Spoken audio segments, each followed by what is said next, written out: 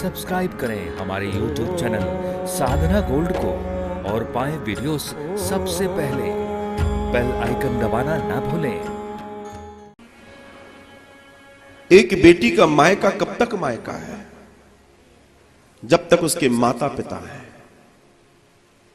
सोचिए, जब तक उसकी मां है, जब तक उसकी मां है, उसके मायके का लाड़ जिंदा रहता है। जब तक उसके पिता हैं, तब तक उसका लाड़ जिंदा रहता है। अगर पिता के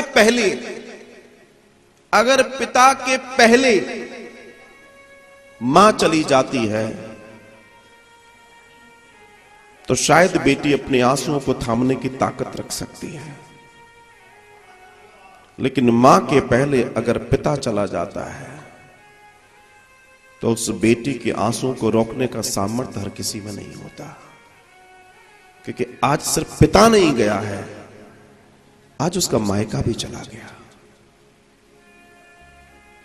आज उसका मायका भी चला गया,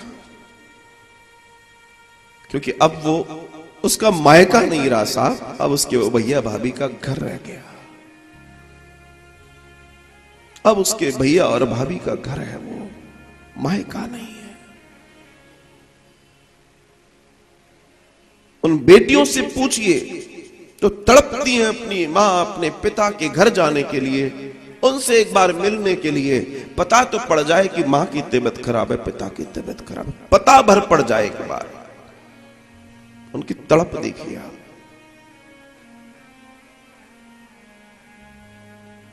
एक मेरे संज्ञान में घटना आई कि बेटा बेंगलोर में किसी कंपनी में, बेटी कनाडा में सेटल, और पिता या मां कोई जो भी आखिरी था वो देहांत हुए। वो बेंगलोर से नहीं पहुंच पाया इंडिया में, वो कनाडा से पहुंच गई पहले वहां पर। ये होती है बेटी।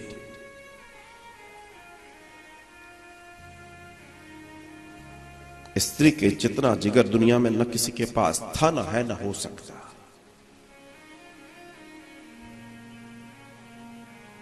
मैं आपके सामने हाथ जोड़ती हूं, मेरे पिता की लाज बचा लीजिए। बेटी सब सहन कर सकती है अपने पिता के लिए, मां के लिए सुन लेगी एक बार, पिता के लिए नहीं सुन सकती। पिता के लिए नहीं सुन सकती, क्योंकि वो उसका हीरो है, उसका स्वाभिमान है। सोचे पिता, जिसके कंधे पर बैठकर कई मेले देखे हैं उसने, जिसकी जेब में हाथ डालने के लिए, जिस बच्ची ने देखा कि जिस पिता की जेब में, मेरे पिता की जेब में हाथ डालने के लिए मेरी दादी का भी हाथ कांपता है, उस पिता की जेब से वो ऐसे पैसे निकाल लिया करती थी और पिता मुस्कुरा दिया करता था। उसको मालूम है कि ये मेरा पिता है।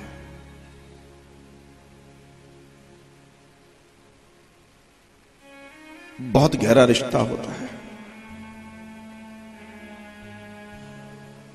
जवान बेटे की लाश पड़ी हो, गारंटी नहीं है कि पिता के आंसू बहुत तेज तेज आए, गारंटी नहीं है, क्योंकि सीना ऐसा बनाया है पिता का। लेकिन साहब, वही पिता जो किसी अपने जवान बेटे की लाश पे नहीं रोया, वो जब फूल सी नन्ही सी बेटी विदा होती है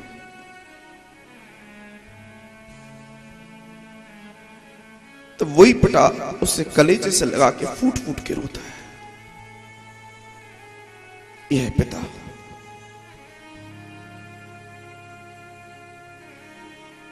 यह है पिता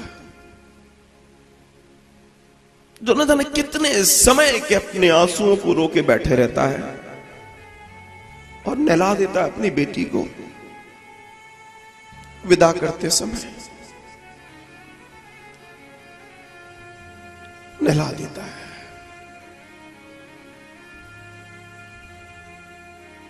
और बेटी अपने अपने अपने पिता पे न्यौछावर रहती है।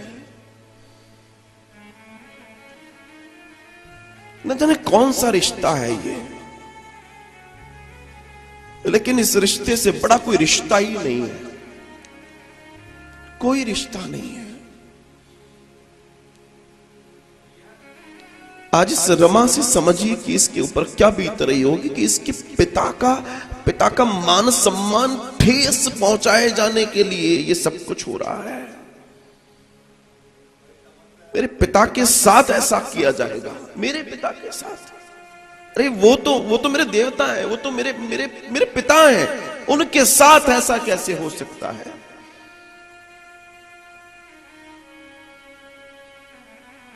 और बेटियां तड़प जाती हैं। आज रमा की स्थिति भी यही है। वो रो पड़ी, वो चीख पड़ी, वो नाक रगड़ने लगी, वो माथा रगड़ने लगी, लेकिन कोई सुनने वाला नहीं है। आज उसे कोई सुनने वाला नहीं है। इस बेटी के दर्द को कोई समझने वाला नहीं है, कोई जानने वाला नहीं है। काश कोई बेटियों के दर्द को समझे। और कुछ लोग इतने श्रूट, इतने कनिंग होते हैं, इतने होते हैं कि उन्हें मालूम है कि इसको परेशान करने का मतलब बस एक बार इसके पिता को मैं कुछ बोल दूं, ये मचल जाएगी, जैसे बिना पानी की मछली मचल जाती है। इसकी स्थिति वैसी हो जाएगी, लोग जानते हैं।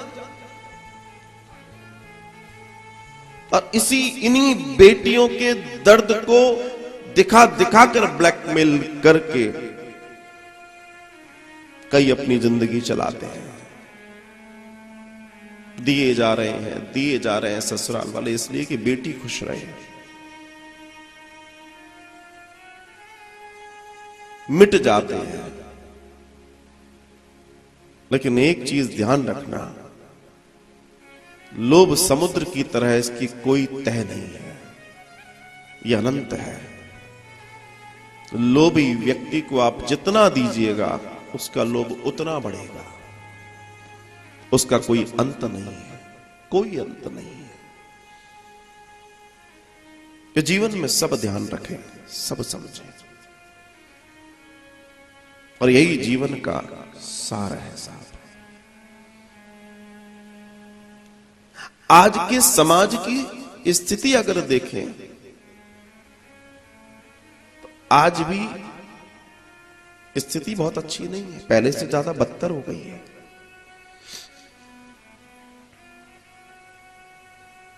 बेटी को ब्याहते समय में व्यक्ति डाउट में है,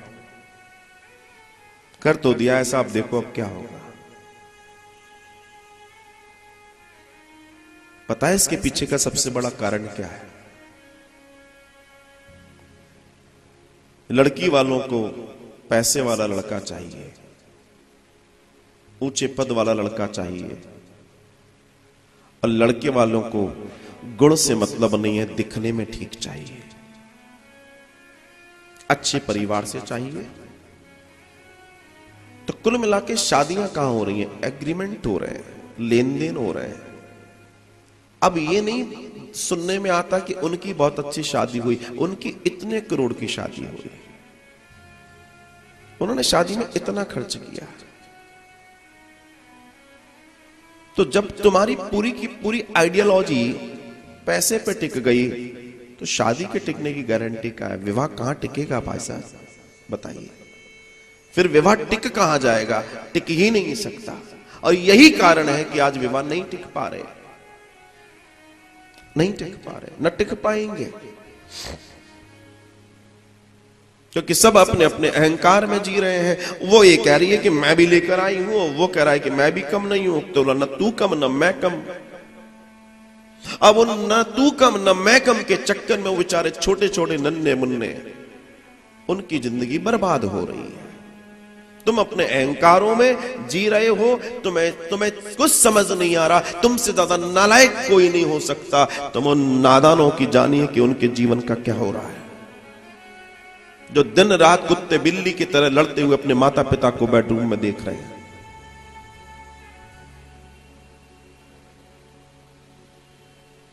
क्या दोगे तुम समाज को? क्या दोगे तुम संस्कृति को जब तुम अपने बच्चों को एक अच्छे माता पिता ही नहीं दे पाए? तुम क्या दोगे? तुम कभी नहीं दे सकते। तुमसे अच्छे तो जानवर हैं,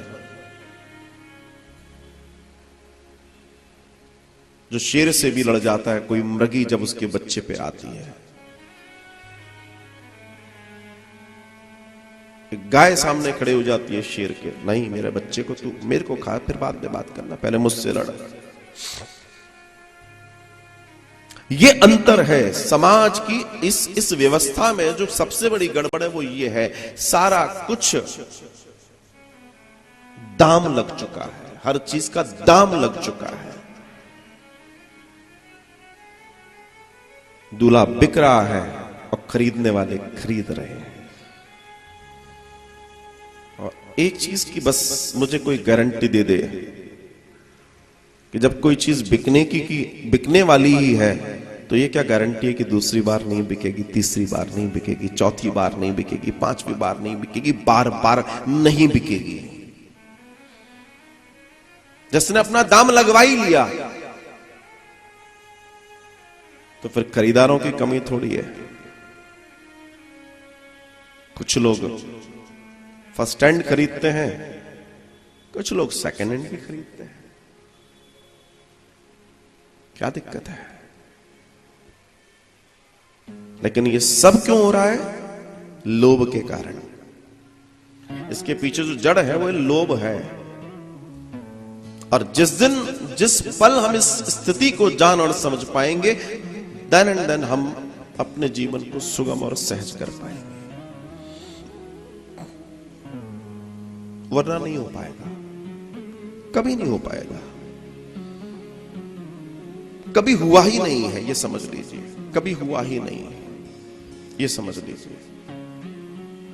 और जिस व्यक्ति ने इस बात को जान लिया, समझ लिया, वो जीवन है।